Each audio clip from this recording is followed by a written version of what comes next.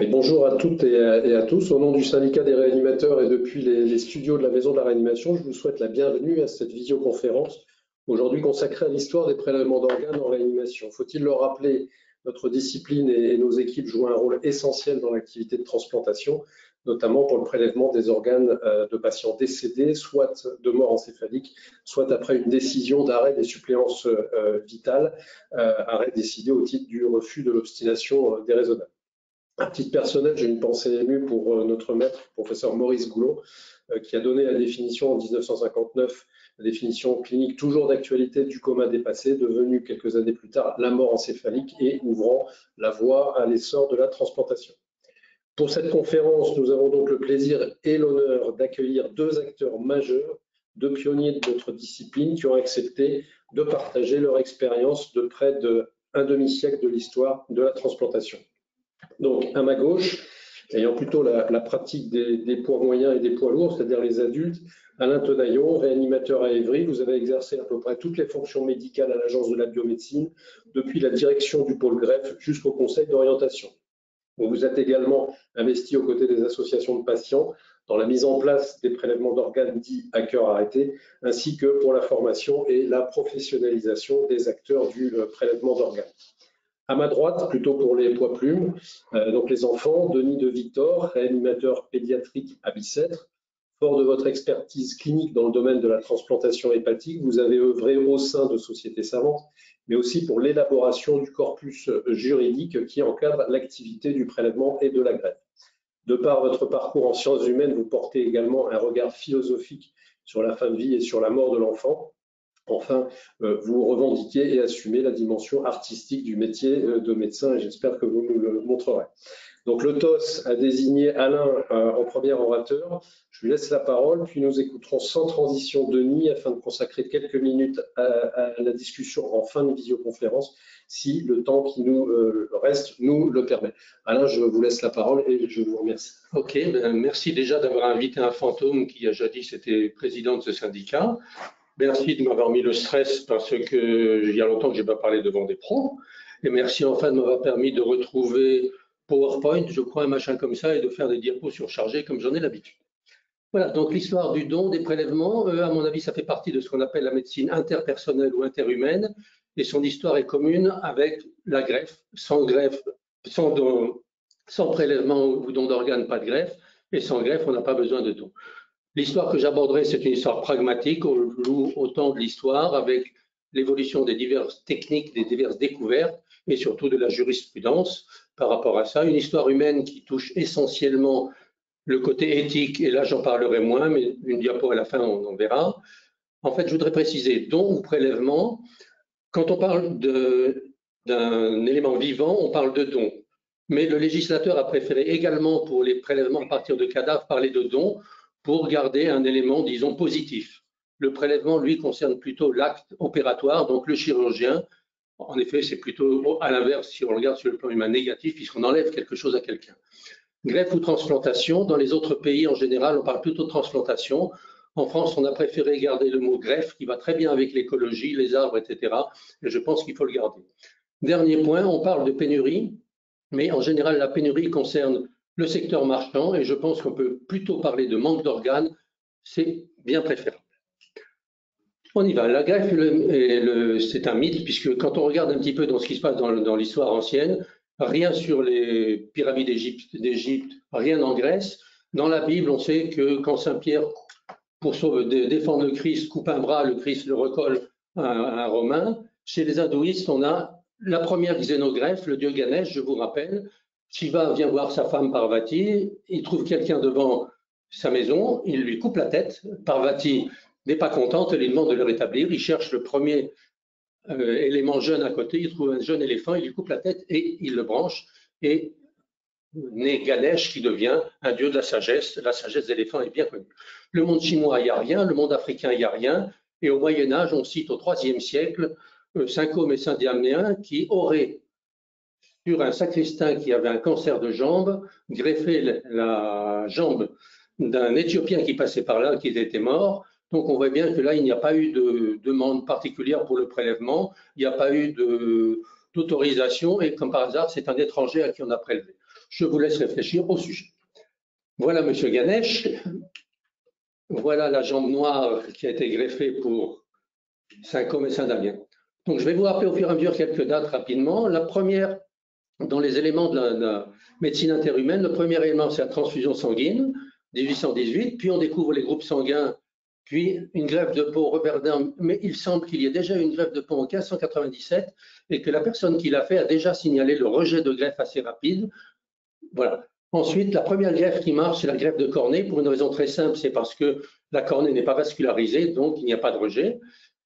L'élément fondamental après pour les greffes, c'est que jusque-là, on ne savait pas suturer les vaisseaux. Et Alexis Carrel et son copain de Lyon, Mathieu Jaboulet, sont formés par les couturières de Lyon pendant 1 an avec des fils de soie pour apprendre à greffer et ils apprennent et effectivement, Alexis Carrel publie cet élément-là et aura le prix Nobel en 1904 pour cette organisation de la suture artérielle. On voit que tous les deux s'intéressent aux greffes, puisqu'Alexis Carrel, en même temps qu'il crée les sutures artérielles, s'intéresse à la conservation des organes dans la glace.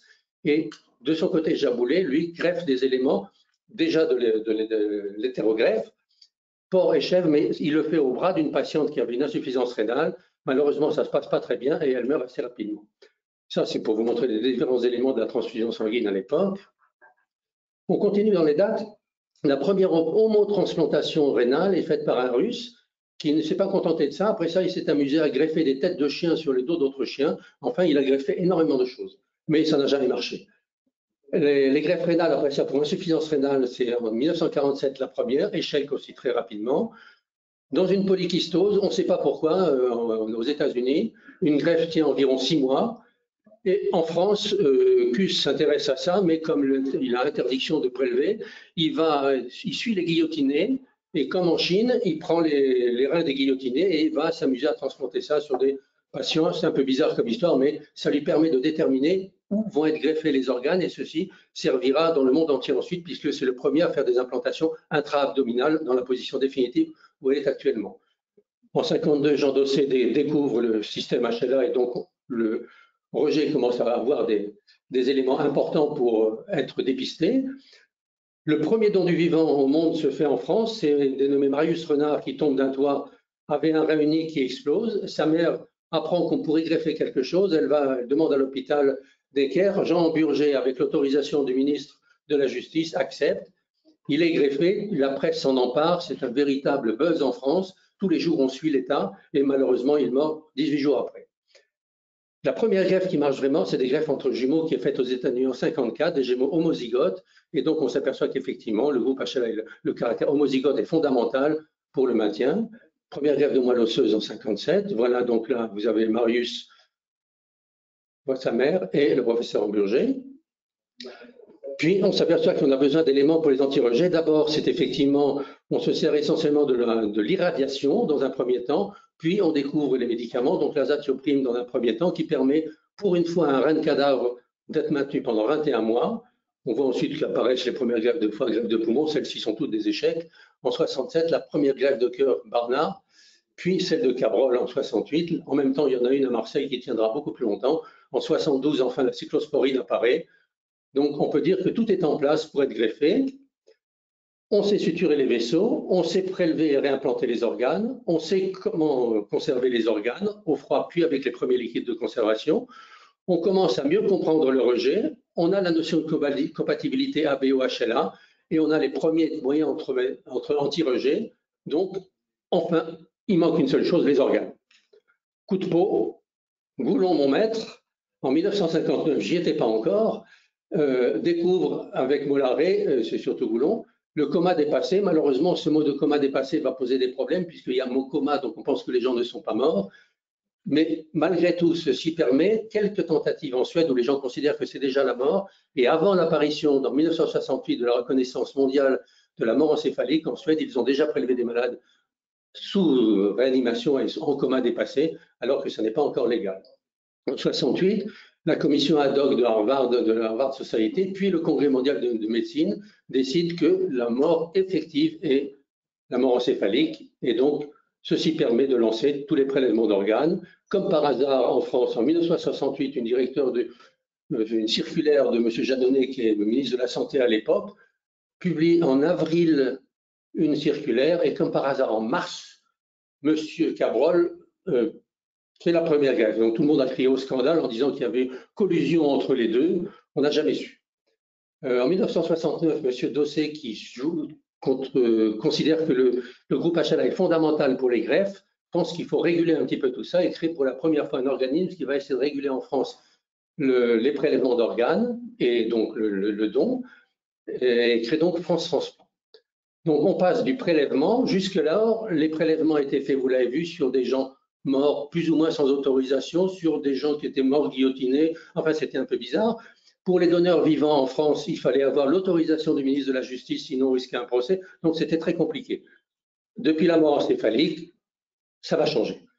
Et puis en France, comme toujours, on a besoin de lois, on est le pays où on légifère le plus. Ce qui va permettre les prélèvements d'organes, c'est divers éléments. En 1887 apparaît la première loi, dite loi des funérailles, qui permet par don testamentaire de faire ce que l'on veut de son corps ou relativement ce que l'on veut de son corps.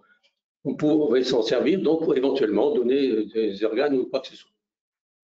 En 1947 apparaît une loi qui permet, sans autorisation des familles toujours, dans le cadre soit des autopsies médico-légales, soit pour la science, de prélever des organes sur des patients décédés sans demander l'autorisation des familles, éventuellement à but scientifique.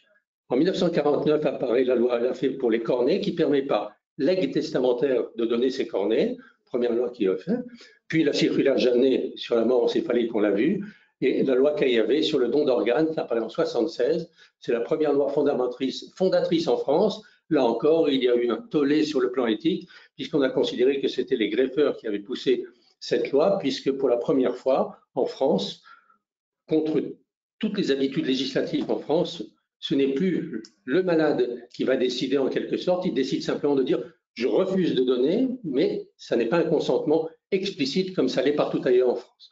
Par ailleurs, cette loi définit les conditions du donneur vivant, père, mère, enfant, et puis c'est très limité, et les conditions du donneur décédé, et définit les autorisations de greffe dans les hôpitaux. Je dis un peu d'éthique dans un monde de greffe. Jusque-là en France, il n'y avait pas d'éthique ou pratiquement pas. Dans les pays anglo-saxons, l'éthique existait déjà. Et on voit en France que brusquement, ça va apparaître. On crée le Comité consultatif national d'éthique, la loi Hurier pour les expérimentations médicales, puis les premières lois de bioéthique en 1994, apparaît en même temps la création de l'EFG. En 1996, alors que vous avez vu la circulaire Jeannonnet, c'était en 68, vient le premier décret qui définit la mort dans le cadre des prélèvements d'organes et qui va poser les conditions de 2 électroencéphalogrammes, l'artériographie, etc., etc. En 1997, la Convention d'Oviedo permet de regrouper tout ça au point de vue mondial et la France le ratifie donc sur le droit et la dignité des hommes. Et enfin, après ça, apparaît toute une série de lois de bioéthique qui vont être révisées progressivement, mais qui ne rajouteront que très peu de choses par rapport au don d'organes, concerneront plus les phénomènes de procréation assistée. Donc la loi de bioéthique 94, 3 lois, je n'insiste pas, une sur les dons d'organes, 2 sur la dignité du corps humain, la dernière sur les données personnelles. Bon, je vous rappelle, mais vous connaissez tout ça, sur la violabilité, l'indisponibilité, surtout la non-patrimonialité du corps humain, c'est-à-dire qu'on ne peut pas vendre les organes. Le reste, c'est le consentement, la gratuité du don, l'anonymat, la publicité interdite pour une personne donnée, mais par contre, on a le droit de faire l'information sur les dons d'organes, sécurité sanitaire et biovigilance, et surtout restauration du corps. On verra que dans certains cas, c'est fondamental. Pour le donneur vivant, elle étend la loi Caillavet, puisque là, on passe à la famille élargie, non seulement le père, la mère, mais les oncles, les tantes, etc. Et par contre, pas de mineurs ni majeurs protégés. Le coût doit être nul pour le donneur. On crée le comité donneur vivant, qui lui doit donner des informations et surtout prévenir les donneurs vivants du risque, ce que malheureusement ne font pas toujours certains néphrologues ou chirurgiens ou transplanteurs. Maintenant, c'est obligatoire, mais à l'époque, il y avait vraiment des problèmes. Mais il faut rappeler que jusqu'en 2004, en principe, on ne greffe pas par donneur vivant. On ne greffe par donneur vivant que s'il y a urgence et si on ne trouve pas de donneur décédé. Contrairement aux pays nordiques où, au contraire, on greffe d'abord si on a quelqu'un dans la famille et ce n'est s'il n'y a pas quelqu'un dans la famille qu'on utilise le cadavre. 94, donc c'est le consentement implicite, je vous rappelle, le témoignage des proches, l'information sur les organes prélevés qui est obligatoire, et on verra que c'est important. La restauration du corps, on verra que c'est parfois difficile, et notamment quand il y a eu le problème de la greffe de face, comment on reconstruit une face. Et donc, quand il y a une greffe de face, il y a un monsieur ou une dame particulièrement formé sur la reconstitution des visages et qui vient et qui reforme complètement le visage. C'est fondamental, sinon on n'aurait pas pu le faire. Séparation des équipes, alors qu'au début, c'était les greffeurs qui disaient oui, celui-là on le prélève, celui-là on ne le prélève pas, donc il y avait conflit d'intérêts, pas de rémunération pour les greffeurs et les établissements autorisés. Voilà. Un peu d'ordre, donc on a vu, on était à France Transplant et on s'aperçoit qu'à France Transplant, il va y avoir des problèmes. Premièrement, scandale d'Amiens. Un patient est prélevé à Amiens, conformément à la loi, mais on n'a pas prévenu les parents, on lui a prélevé les cornets. Les parents s'en aperçoivent, font un pataquès et de fait, la loi sur le don de cornets était encore en vigueur et ils n'avaient pas autorisé le prélèvement de la cornée. Chute des prélèvements de 20 à 30% l'année suivante, donc ça devient un vrai problème, il faut mettre de l'ordre. D'autre part, on voit que France Transplant, les néphrologues notamment, avaient tendance à dire ben moi je prends ce rein, je greffe un tel, etc. Et donc, notamment, un néphrologue parisien est exclu de la paix parce qu'il a conflit d'intérêts. Et donc, par ailleurs, le nombre de greffes augmente, les greffes cardiaques et hépatiques ont moins besoin du groupe HLA, la sécurité sanitaire est importante, et donc à ce moment-là, on pense qu'il faut faire quelque chose pour mettre un peu d'ordre, et donc on va créer l'Établissement français des greffes, puis l'Agence de la biomédecine, qui vont prendre en charge la totalité au nom de l'État, la totalité de la prise en charge et réguler tout ça. Puis, on va voir qu'il y a une explosion d'un seul coup du type de don. Donc, au début, on avait essentiellement le rein, puis le cœur, puis le foie. Puis, on va avoir, donc chez les donneurs vivants, il y avait le rein. Puis, les lobes de foie, c'est une Bismuth qui met ça au point en expliquant ce qu'est le split. On va couper le foie, prélever un lobe du foie, le droit ou le gauche, puis un lobe pulmonaire, puis l'utérus en 2014. Et chez les donneurs décédés, on va, vous voyez, donc le rein, le cœur, le foie, le poumon, le pancréas, les cellules. Puis, cœur, poumon, pancréas, les mains, le visage, le pénis, le larynx et l'œil très récemment, et j'ai mis et la tête et le bec alouette, on ne sait pas jusqu'où ça va s'arrêter. Voilà la première greffe de main à Lyon. Dans les premières greffes de visage qui s'est fait par De Vauchel, et là, scandale, Lantieri qui avait prévu le protocole a dit que l'agence de la biomédecine avait vendu son protocole, il nous a fait un procès. Résultat de tout ça, en 2003, le nombre de morts recensés c'est prélevé, donc vous voyez, ça fait 1512 donneurs. Bon, je ne détaille pas, vous avez les chiffres qui sont un peu connus. Ce qui est pour le plus important, c'est de voir qu'il reste 833 décès en liste d'attente tous les ans à peu près, 21 000 malades en liste d'attente, et donc un truc un peu bizarre en France, c'est ce qui s'appelle la liste active, c'est-à-dire on met les gens sur la liste, mais les responsables et les greffeurs mettent des conditions, et donc il y a une liste dite active et une liste sur laquelle les gens sont en liste d'attente. C'est un peu compliqué, l'HAS a essayé de mettre un peu d'ordre dans tout ça, mais ce n'est pas très évident et ça crée des dissensions, notamment au niveau des associations de malades. Ce qu'il faut savoir, c'est que malgré tout ça, le temps d'attente est de l'ordre de 2 à 6 ans pour un rein, de 1 à 2 ans pour un cœur, voilà. Donc c'est très important pour les malades qui sont en attente. Et puis, donc du coup, il faut élargir le champ des donneurs, et là, on va voir que sur le plan éthique, ça va finir par poser des problèmes. Le donneur vivant, on est passé donc de la famille élargie aux proches affectifs, puis aux dons croisés, puis aux dons croisés en chaîne, puis aux donneurs ABO incompatibles, puis aux donneurs âgés. Il manque, par rapport à d'autres pays encore, ce qu'on appelle le donneur altruiste ou bon samaritain. C'est quelqu'un qui dit moi, j'ai envie de donner un rein. Comme ça existe dans d'autres pays, ça permet d'amorcer les chaînes. En France, ça n'existe pas. Parallèlement, après 2004, alors que le donneur vivant a été accessoire, je dirais, était dérogatoire, on décide qu'enfin, il a la même valeur que le donneur décédé et on fait des campagnes pour le donneur vivant qui devient l'équivalent, même si en France, ça ne marche pas très très bien, puisqu'il y a toujours aux environs 10% de donneurs vivants contre 50% dans certains pays étrangers. L'extension des donneurs décédés, c'est pareil. Au début, c'était des patients peu âgés, puis on voit que l'âge, 40% depuis 65 ans, des sujets à comorbidité cardiovasculaire, diabète, HTA, AVC. On contrôle la protection des organes et pour ces patients, on exige qu'ils passent sous des machines à perfusion pour avoir des organes de bonne valeur malgré tout. On prend des donneurs à risque, des cancers avec recul de rémission suffisant, des sujets atteints d'hépatite B, d'hépatite C, maintenant, plus récemment, des sujets atteints de sida, bien entendu, tout ça dans des conditions très particulières de transplantation et toujours, ce que j'ai dit, respect de la sécurité sanitaire. L'extension du champ des donneurs, là, je ne vais pas m'étendre, vous connaissez, c'est donc les donneurs à cœur à effet Maastricht 1 et 2 qui ont nous ont donné beaucoup d'espoir à un moment donné, mais c'est tellement compliqué qu'il y en a très très peu, moins de 9 par an, et surtout les donneurs Maastricht 3, sur lesquels vous êtes tous impliqués de plus en plus, puisqu'il y a 52 centres agréés actuellement, et que ça représente vraiment l'élément essentiel de progression des prélèvements d'organes. Le don est-il un produit de santé? Oui, a répondu la loi, c'est un produit de santé ordinaire, l'organe est un produit de santé ordinaire, mais si on dit produit de santé ordinaire, le patient a tendance à dire « j'y ai droit ». Et donc, s'il y a droit, comment on fait? Puisqu'il n'y a pas assez de donneurs, donc il y a manque. Comment on essaie? Pourquoi? Donc, manque parce qu'il y a une augmentation de la demande pour le vieillissement de la population, qui ont de plus en plus d'insuffisance rénale, mais éventuellement greffable. Diminution des morts encéphaliques, une constance d'augmentation du taux de refus. Je vous rappelle que le taux de refus, qui était aux environs de 32%, est passé cette année à 36%. Il est à 46% en Île-de-France, il reste à 25% dans la région Ouest. Une hétérogénéité considérable du travail des coordinations, malgré des formations. Il faut donc améliorer là encore la formation. Une efficacité insuffisante des nouvelles sources de dons, c'est-à-dire des donneurs vivants et ou du Maastricht 3. Et surtout, le risque vraiment, c'est comme les associations et les patients poussent, on risque de passer au totalitarisme du don, c'est-à-dire qu'on va passer outre tout ce qui était l'éthique que l'on avait jusque-là. Et là, je pense qu'on franchit quelque chose qui devient un petit peu dangereux. L'autre élément, c'est le risque de trafic. Il y a bien eu la Convention d'Istanbul, mais on sait que dans certains pays, notamment Israël, c'est dommage de le citer, beaucoup de gens vont se faire greffer dans des endroits comme ça parce qu'il n'y a pas assez de dons dans leur pays. Et le dernier élément, poussé un petit peu par notre prix Nobel d'économie Jean Tirole, c'est de dire, puisqu'on a besoin de dons, il n'y a qu'à payer, on peut financiariser le don. C'est toujours contre ce que pense la France. Je dirais qu'après ça, tout n'est pas si clair pour le receveur d'un donneur, et donc là, c'est un peu une petite attaque contre l'Agence de la biomédecine, progressivement.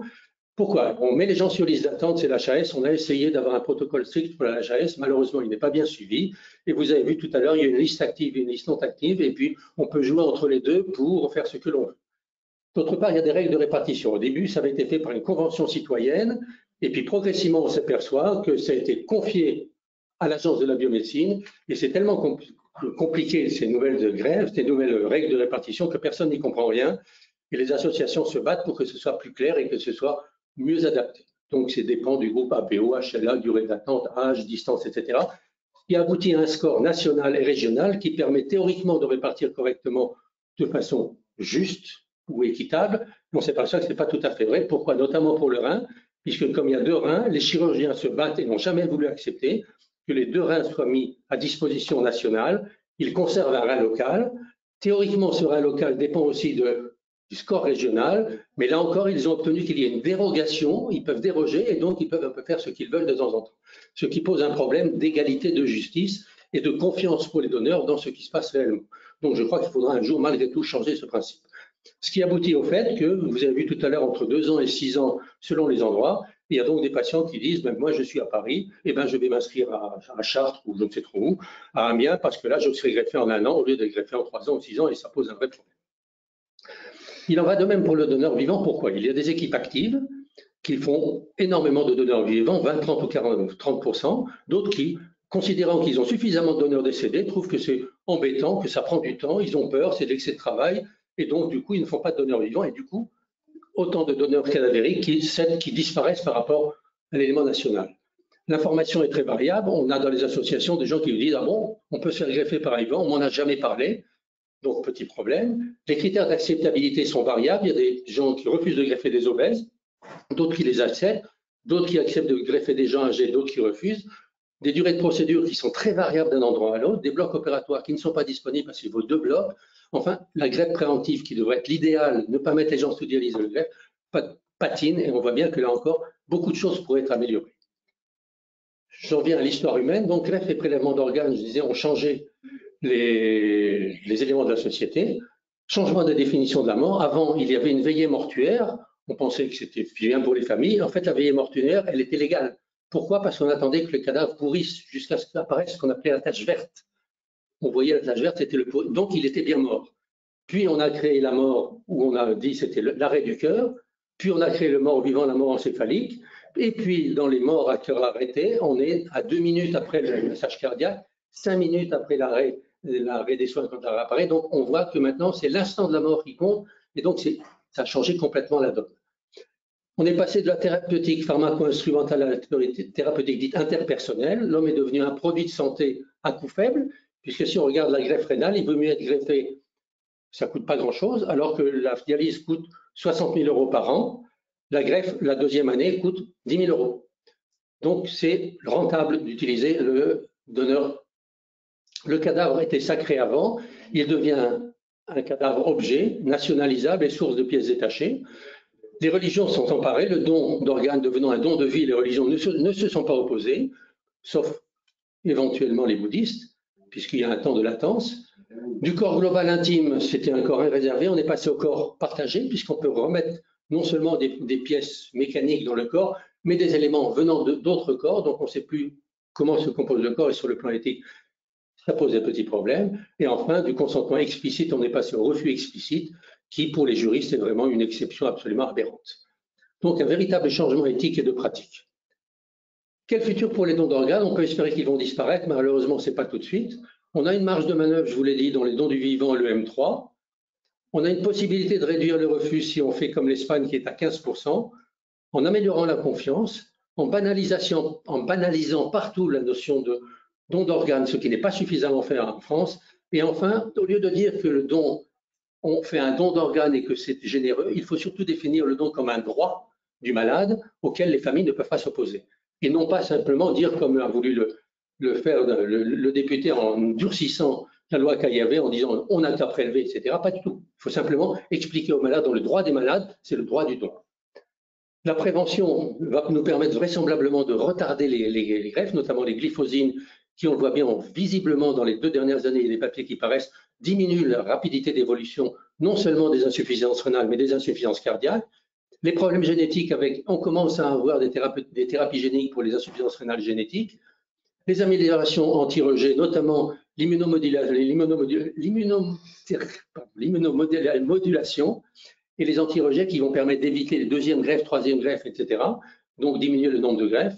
L'intelligence artificielle qui commence à permettre de dépister beaucoup plus tôt les rejets et d'analyser surtout les patients qu'on pourrait le mieux greffer, qui pourront le plus en profiter. La diminution des demandeurs puisqu'ils vieillissent. L'ouverture des xénogreffes, on le vient de voir, ça vient d'effrayer la chronique à plusieurs reprises. Il reste ensemble un certain nombre de problèmes. Ça coûte très cher. Et il y a surtout les problèmes virologiques qui ne sont pas encore traités, même si on traite un peu les greffons venant de ces éléments. On a toujours peur de voir réapparaître un sida sur des virus lents. Les organes 3D, on espère beaucoup, mais ce n'est pas pour demain. Et le dernier élément dont je vous parlais et qui risque d'apparaître, puisque on propose de marchandiser le don, de faire payer les dons de sang, de faire payer les dons de moelle, de faire payer, etc. Et donc les dons d'organes. Voilà, merci de votre attention. Merci beaucoup. 5 minutes. Merci beaucoup, Alain. On va donc passer à la présentation pour les prélèvements d'organes chez l'enfant par Denis de Victor. Eh bien, oui, merci. Bonjour à tous. Un petit mode d'emploi sur ma présentation, à savoir que quand vous verrez un petit cœur en bas à droite, c'est que je vais chanter. Et quand vous verrez une petite flèche, c'est que je vais vous raconter une histoire. Mais je vais commencer par remercier évidemment l'Agence de biomédecine, la SRLF, vous, les réanimateurs, les coordinations hospitalières, les associations de patients, etc. Un merci spécial à Stéphane Blano qui m'a donné beaucoup de données, Liliane Joseph, et puis remercier les donneurs. Et vous savez que quand vous rentrez dans l'hôpital de Bicêtre, on ne le voit pas, mais il y a cette petite mosaïque. Et cette petite mosaïque, elle existe à Bicêtre, mais chaque hôpital qui transplante ou qui prélève a son mémorial pour remercier les donneurs. Et vous voyez, c'est l'artiste Invider à Bicêtre qui a créé ce cœur avec ce personnage qui a l'air de ressortir du cœur de nouveau vivant. Voilà, et il y a marqué en hommage aux donneurs d'organes et de tissus. Alors, il y a un petit cœur. Alors je chante. Par le petit garçon qui meurt près de sa mère, tandis que des enfants s'amusent au parterre, et par l'oiseau blessé qui ne sait pas comment, son aile tout à coup s'ensanglante et descend, et par le petit garçon attendant son greffon. Merci de m'écouter. Alors les premières pédiatriques, Anna a brossé le tableau et je voudrais le focaliser sur les premières pédiatriques. Bon, 52, première greffe de rein par un donneur vivant chez un enfant de 14 ans, Alain en a parlé.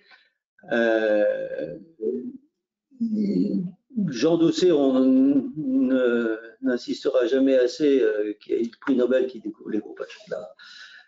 Un maître que j'ai en commun avec Alain, qui est Maurice Goulon, qui décrivent le coma, avec Molleret, qui décrivent le coma dépassé. 63 à Denver, Thomas Sarzel, qui fait une première greffe de foie chez l'enfant, après avoir fait des centaines et des centaines de greffes de foie chez le chien pour savoir comment ça marchait pas, il y est retourné. Voilà. Quelque chose qu'on a peut-être oublié. On se souvient de la première greffe cardiaque par Tristan Bernard au Cap, en Afrique du Sud. Eh bien, 3 jours après, à New York, il y a eu la première greffe de cœur chez un nouveau-né de 19 jours. Bon, 76, la loi Caillavet qui donne le principe du consentement présumé. Mais on peut peut-être parler de l'enfant. Est-ce que l'enfant est présumé sans donner ses organes? Ça se discute. À quel âge peut-il s'inscrire sur le registre des refus? On va en parler. 1981, Henri Bismuth fait la première greffe de foie chez l'enfant en France à Paul-Rousse.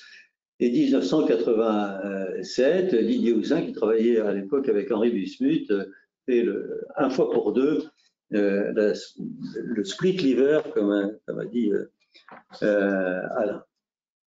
Alors, je voudrais vous faire passer que 2 messages. Premier message, il est simple, le nombre d'enfants à greffer est en hausse. Voilà. Vous voyez, en 2023, 337 enfants à greffer sur la liste d'attente contre 225 en 2013. Deuxième message que je voudrais vous faire passer, le nombre de greffons pédiatriques s'effondre, le nombre de donneurs pédiatriques s'effondre. Vous voyez, par exemple, en 2023, il n'y a eu que 48 enfants qui ont donné des organes. Alors, il faut trouver des solutions parce qu'il y a un problème pour résoudre cette équation. Et on va parler donc du grand 1, du grand 2 et puis des solutions. Grand 1, le nombre d'enfants à greffer est en hausse. En 2023, il y avait 337 enfants inscrits sur la liste d'attente. Alors, je passe sur les différents organes qu'ils attendaient. Et il n'y a eu que 275 enfants greffés en 2022. Vous avez ici également la liste. Ce qui fait que entre 2022 et 2023, 10 enfants sont décédés faute de greffon.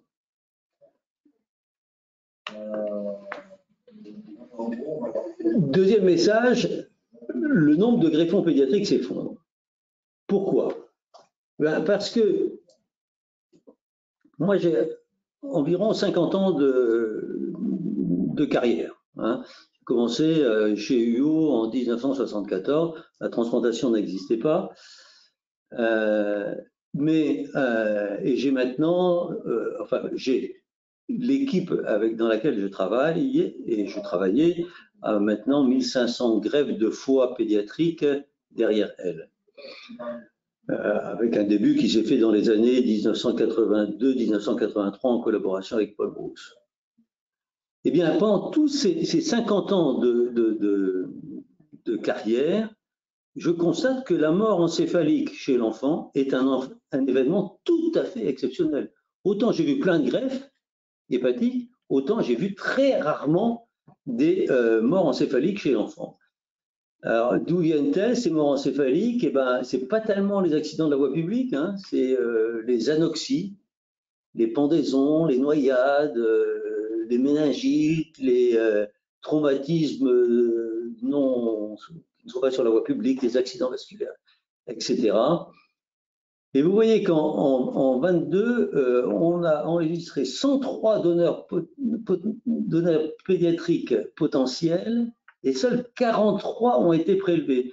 Et Alain en a parlé, en 2023, le taux d'opposition pédiatrique atteint pratiquement un enfant sur deux, 47%.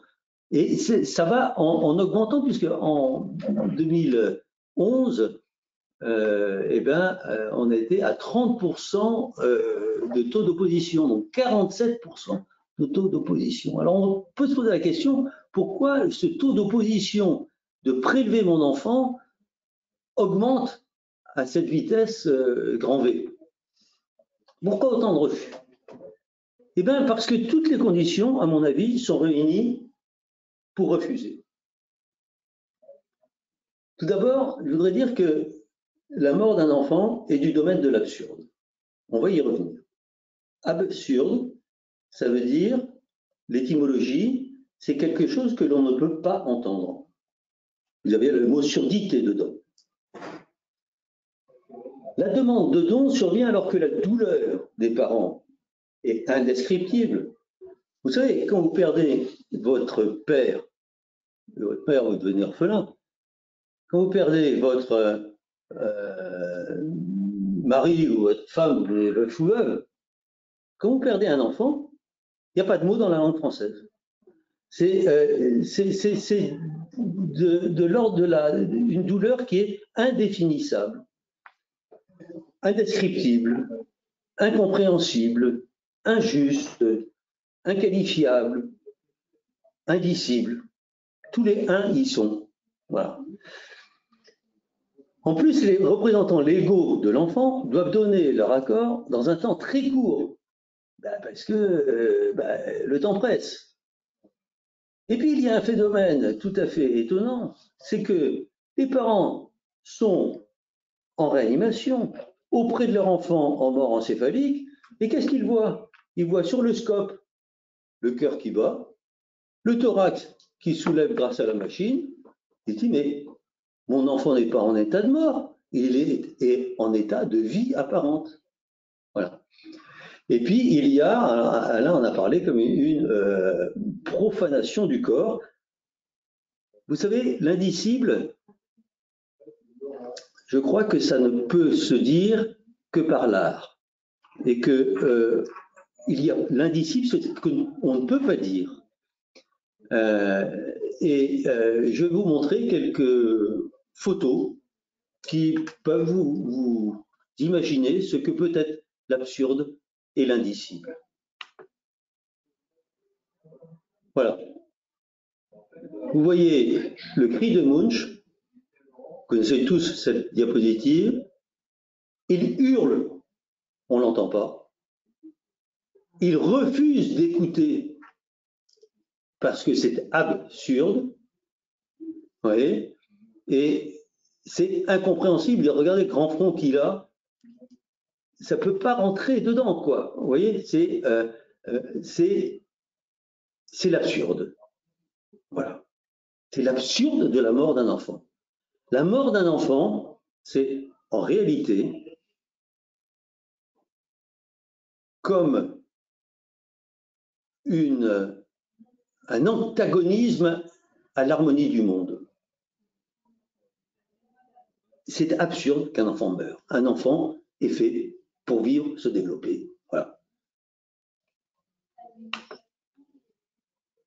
Il est, comme je l'ai dit tout à l'heure, en état apparent de vie. Comme disait Alain tout à l'heure, avant la mort, c'était l'expiration. On expirait, on donnait son dernier souffle. Là, avec la mort encéphalique, il est en état de vie apparente, donc c'est vachement difficile de donner. Alors, quand est arrivée la loi sur la mort encéphalique, ça a complètement bouleversé notre vision de la mort et notre approche de la mort dans la réanimation pédiatrique. Vous savez, quand j'ai commencé la réanimation pédiatrique, eh bien, quand un enfant,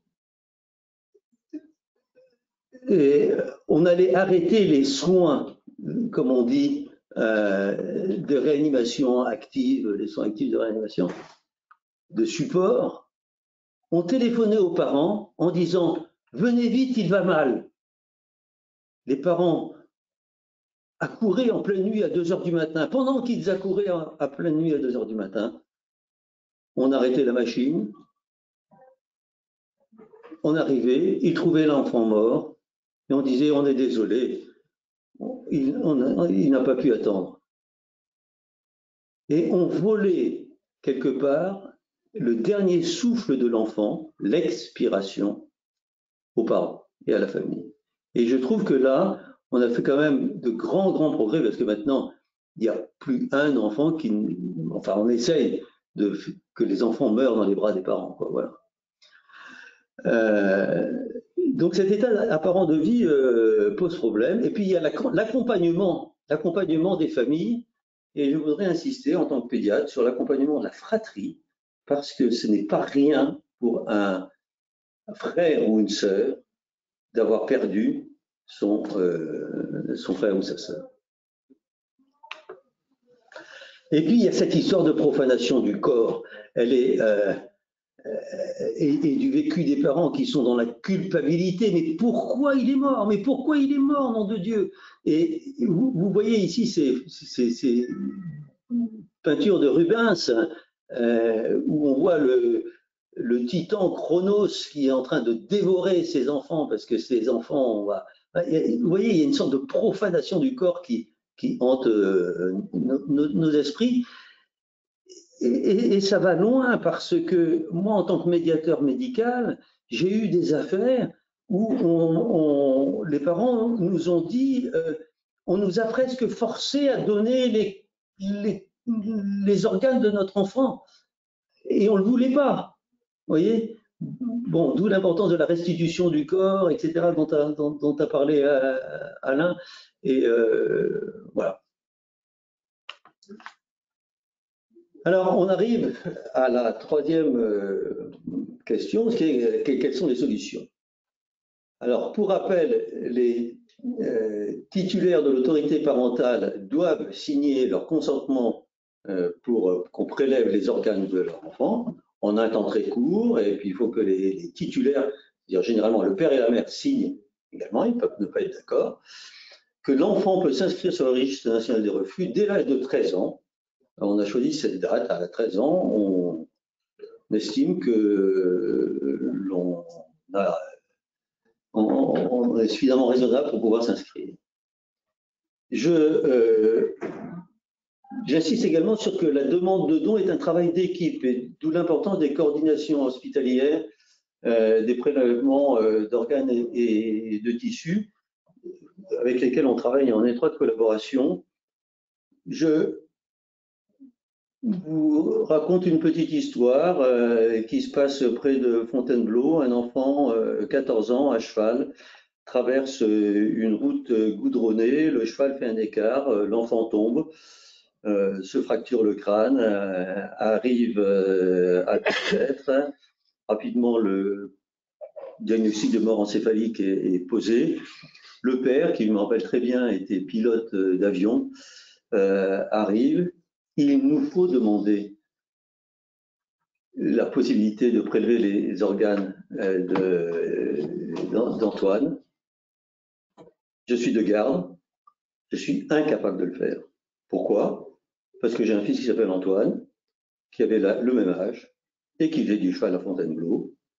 Et je me suis tellement projeté dans cet enfant que, voilà, heureusement qu'on travaille en équipe et qu'on m'a dit, attends, allez, Denis, je vais faire à ta place, ne bouge pas. Voilà. Tout le travail d'équipe de réanimation et des coordinations hospitalières. Il faut sensibiliser les réanimations, d'où la journée d'aujourd'hui. Et d'où aussi le groupe de travail sur les prélèvements pédiatriques qui a été lancé à l'Agence de biomédecine en 2024, qui recense les donneurs potentiels, qui diffuse les bonnes pratiques et les procédures, qui forme les équipes médicales, paramédicales voilà, on peut se demander s'il ne faudrait pas des ateliers de simulation de demande de dons d'organes, hein, et des formations à l'accompagnement des parents et des familles, hein. Et puis en nota bene, je vous ai mis aussi les échanges transfrontaliers dans notre Europe si individualiste. Peut-être que les organes pourraient aller d'un pays à l'autre en cas de besoin. Solution 2, les techniques pour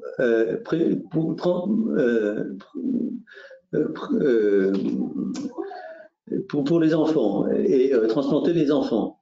Utiliser les donneurs vivants, vous voyez le nom en 2023. Il y a une priorité des donneurs, des jeunes donneurs encéphaliques qui donnent leurs dons, leurs organes en priorité aux enfants.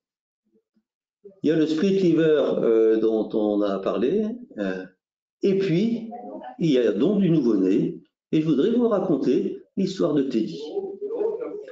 L'histoire de Teddy est la suivante. C'est un nouveau-né qui est mort en héros. Il est né le 22 avril 2015, anencéphale.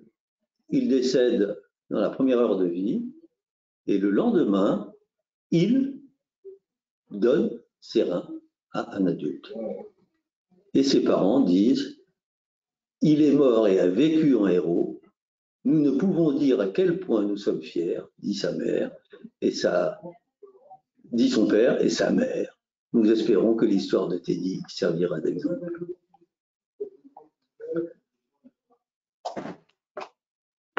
Il faut sensibiliser le public, d'où la journée du don d'organes, d'où le 22 juin, d'où le petit pitch là, que je vous invite à porter.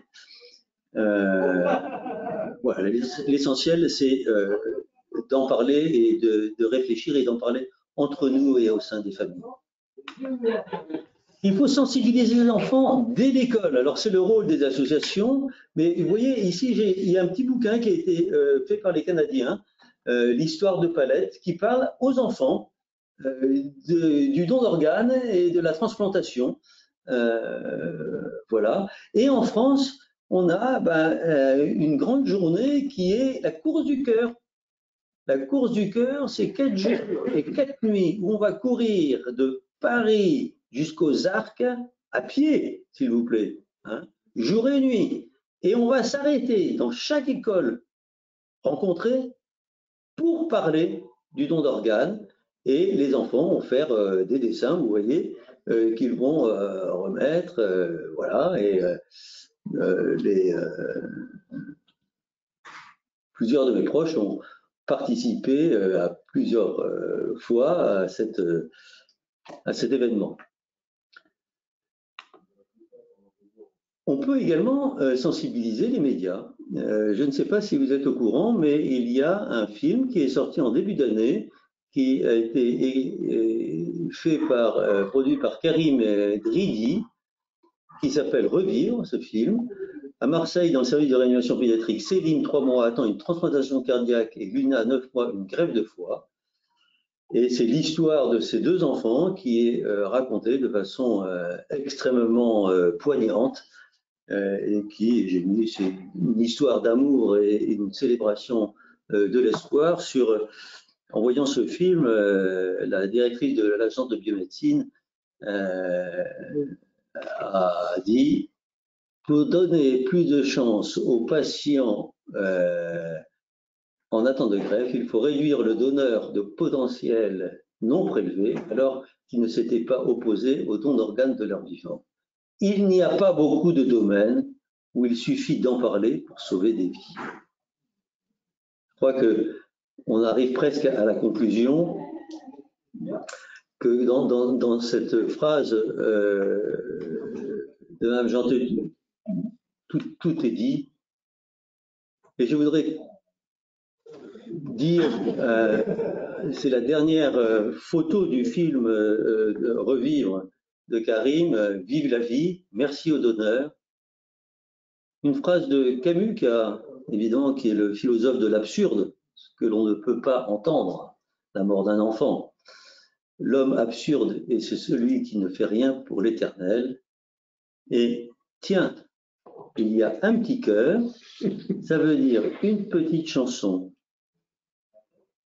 Par le père apprenant que sa fille transplantée est guérie, par l'oiseau rappelant l'oiseau tombé du nid, par l'herbe qui a soif et recueille l'ondée, par le donneur qui a pu être prélevé et par l'enfant qui a pu être transplanté. Je vous remercie de m'avoir écouté. Merci et bon après-midi. Merci beaucoup Denis, merci Alain. Voilà, parcours très complet dans l'histoire de la transplantation et notamment des prélèvements d'organes en France où un certain nombre de thématiques ont émergé de vos deux topos respectifs. Est-ce que Chantal, il y a des questions? Non, j'ai pas de questions. Alors, comme il nous reste quelques minutes, je vais peut-être rebondir sur plusieurs points que vous avez abordés, notamment celui de la multiplicité des donneurs d'organes aujourd'hui, donc donneurs vivants. On a vu qu'en France, par rapport aux pays d'Europe du Nord, on n'est pas dans les meilleurs. Le Maastricht 2, donc après arrêt cardiaque inattendu, est en train de péricliter, quasiment n'existe plus. L'augmentation du nombre de donneurs Maastricht 3 procède essentiellement de l'augmentation du nombre de centres, puisque le nombre de prélèvements par centre, lui, n'augmente pas sur les 5 ou 6 dernières années. Donc il y aura probablement un moment un effet plafond. Et puis la mort encéphalique qui est probablement grâce au progrès, la thrombolyse, la thrombectomie, moins d'accidents de traumatisme crânien. Donc la source est effectivement peut-être en train de se tarir. Et un taux de refus, alors là, qui effectivement est très inquiétant et qui ne cesse de monter. Et je finis par me demander, et vous en avez parlé, Alain, la présomption de non-opposition et surtout la présomption d'information atteint peut-être ses limites. Déjà peut-être de par la diversification des donneurs potentiels. Et puis, bon, il y a la journée du 22 juin, il y a des campagnes de sensibilisation. Est-ce qu'on en fait assez? Je ne sais pas. Je me souviens d'un papier d'Henri Cress et de Caroline Guibé-Lafaille il y a quelques années qui disait quel que soit le mode de consentement, opt-in ou opt-out, pour utiliser la terminologie anglo-saxonne. Ce qui est important, c'est quand même l'information. Or, aujourd'hui, c'est les chiffres de l'Agence de la biomédecine, 30% des Français seulement connaissent les modalités d'opposition au don d'organes. Donc, globalement, 9 fois sur 10, quand on est devant en présence d'une famille, on ne sait pas parce qu'on n'en a pas forcément parlé. C'est très difficile de décider pour celui qui est en train de partir.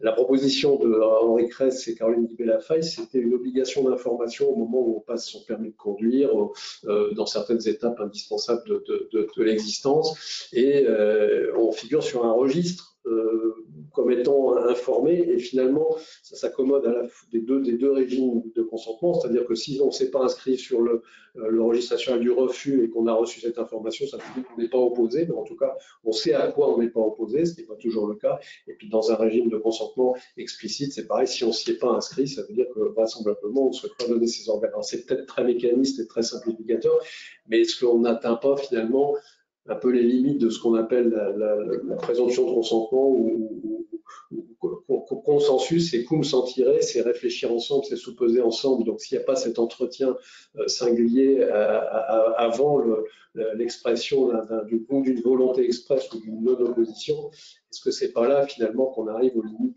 éthiques et à la fragilité de ce mode de consentement? Il y a une question à tous les deux. Voilà. Une question qui est très importante, c'est de voir ce qui se passe dans les autres pays. On a toujours un exemple pour nous à l'Agence de la biomédecine, on s'est battu là-dessus, et sur les associations malades, c'est l'Espagne. Pourquoi l'Espagne est à 15% de refus? Alors que nous, on augmente, l'Espagne ne bouge pas, reste entre 14, 15, ça dépend des années, notamment en Catalogne.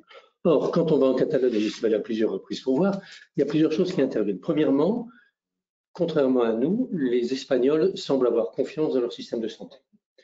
Or, nous, quand on pose la question aux gens, j'ai été mal reçu à l'hôpital, et en plus, vous voulez que je donne. Donc il y a déjà tout un système d'organisation au sein de la façon d'accueillir les gens dans le système hospitalier français, dès le SAMU, etc., qui est complètement différent. On a l'impression que nous, les patients nous emmerdent, alors qu'en Espagne, ils ont l'impression qu'au contraire, ils sont bienvenus. Premier élément. Deuxième élément, en Espagne, tous les jours, quand il y a par exemple un prélèvement à Barcelone, les journaux font état des prélèvements dans la presse locale. Nous, personne n'en parle. Une fois par an, on fait intervenir, etc. Donc c'est devenu, ce que je disais, c'est devenu dans la banalisation, le prélèvement et le don est devenu dans la banalisation de tous les jours. Et donc ça ne pose moins de problèmes aux gens. Et c'est tellement différent que même les étrangers donnent autant pratiquement que les Espagnols quand ils sont là-bas. C'est-à-dire qu'ils sont à 19% de refus. Autre élément, en France, on a un système qui est basé sur des infirmières. En Espagne, ils ont un système qui est basé infirmière-médecin. C'est basé sur le fait que les Espagnols, à un moment donné, avaient beaucoup trop de médecins, ils ne savaient pas où les mettre, et donc ils en ont eu beaucoup dans les prélèvements d'organes, etc. Et donc ils se sont investis. Alors qu'en France, les médecins très souvent n'étaient pas investis, c'était des infirmières qu'il fallait former. Et moi, je m'en suis occupé à l'agence de médecine, je disais tout à l'heure, on fait justement des simulations, il y a des acteurs qui viennent, etc. Mais ça coûtait cher et donc on a formé très peu de gens. Et l'agence de médecine a relégué ça, c'est ce qu'ils appellent le TPM espagnol. Toutes les infirmières espagnoles sont formées par ce truc-là, ils ont exporté et ça marche bien. Enfin, tu vois, donc il y a un tas d'éléments qui peuvent jouer, et notamment en Espagne, je disais, en Espagne, le don est un droit. C'est pas simplement je donne, je suis généreux, etc. C'est un droit qui m'est donné. Et donc, je profite de ce droit, comme je profite du droit d'arrêter les soins, de demander ceci ou de demander cela. Et donc, il y a une ambiance qui est complètement différente. Et tant qu'on n'évolue pas, tant qu'on reste dans le système dont on informe une fois par an, on ne progressera pas. C'est vraiment de l'information de tous les jours. Et ce que tu disais dans les écoles, moi, quand j'étais à Évry, je me suis amusé. Toutes les maternelles, je suis passé dans les maternelles, avec l'accord des parents, faire des dessins aux enfants sur les prélèvements d'organes. Voilà.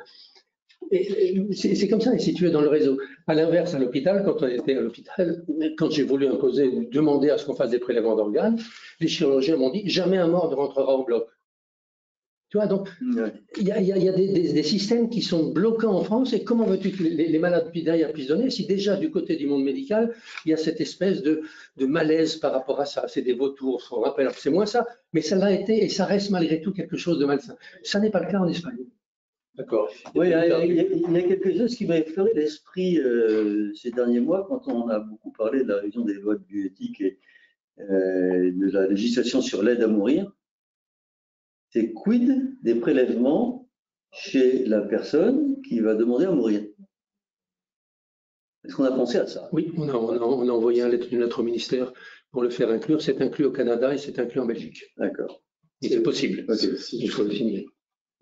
À moi, si je ne fais pas d'erreur, Alain, ça s'appelle le Maastricht 5 en Belgique. Oui. Et donc, c'est le prélèvement d'organes après euthanasie, en sachant quand même que là, le patient a demandé à ce qu'on mette fin à son existence, et deuxièmement, c'est-à-dire c'est deux demandes expresses, pas fondées sur une non-opposition, une présomption d'information. Non, là, c'est vraiment une demande expresse. Le patient qui est conscient, la sclérose latérale amyotrophique, qui demande à ce qu'on mette un terme à ses suppléances vitales et qui, dans le même temps, veut être donneur d'organes et souhaite être donneur d'organes. Donc, je pense qu'on est vraiment dans une configuration très, très particulière et surtout très transparente en Belgique. Tout à fait. Non, tout à fait. Et pour ce qui concerne le consentement des parents, parce que là, on parle bien d'un consentement express, c'est-à-dire les détenteurs de l'autorité parentale, c'est-à-dire de deux personnes, quand deux personnes sont détentrices de l'autorité parentale, en sachant que parfois on n'est pas toujours ensemble et que, voire même, on aurait peut-être parfois la tendance à prendre le contre-pied de ce que l'autre conjoint a dit. Donc, est-ce que c'est des situations que vous avez rencontrées? C'est des situations qui sont extrêmement complexes et qui sont en plus dans un moment d'émotion qui est indescriptible. J'ai eu en tant que médiateur central de l'assistance publique, moi, pour les affaires pédiatriques comme pour les affaires, adultes, l'histoire de justement, on m'a forcé à donner, on m'a forcé à signer, alors que non, il y avait eu aucun forçage, mais ils sont dans une telle détresse psychologique.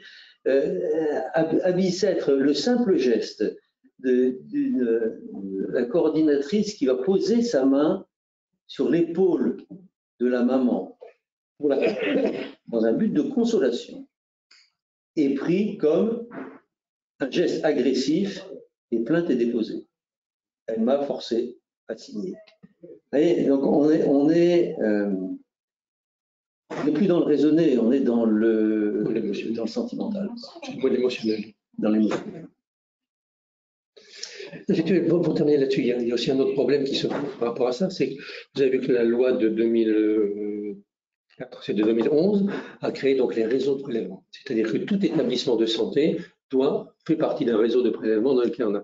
Comment expliquer à une famille quand quelqu'un meurt dans un endroit, on ne peut pas prélever puisqu'on n'a pas l'autorisation, qu'on va transférer le corps, non pas pour les soins, mais pour... Et là, il y a tout aussi une formation à faire par rapport aux infirmières, par rapport à ça, pour expliquer comment ça va se passer, qu'est-ce qui c'est, etc. Or, c'est assez mal fait encore. Ouais. Et donc, c'est vraiment très, très important là aussi, parce que ça permet de permettre aux familles de prendre le temps, ça permet de comprendre. Il y a aussi ce qu'on appelait l'annonce anticipée. On sait qu'on voit des gens qui vont évoluer vers la mort encéphalique, et donc on peut prévenir les familles que ça va. Et donc commencer à dire, ben voilà, il se peut que c'est, etc. Et donc ça permet aux gens de prendre le temps d'intégrer quelque chose, alors qu'avant on attendait effectivement ça. Donc il y a tout un tas d'éléments qui est bien pris en compte dans certains endroits, certains pays, et assez mal pris en compte chez nous. Il y a des endroits où c'est très bien pris en compte, il ne faut pas non plus dire qu'on est nul, etc. C'est pas bon, le deuxième ou troisième pays au point de vue nombre de prélèvements au monde, donc on n'est pas mauvais. Mais on peut faire beaucoup mieux et on a surtout besoin de faire beaucoup mieux par rapport à la demande.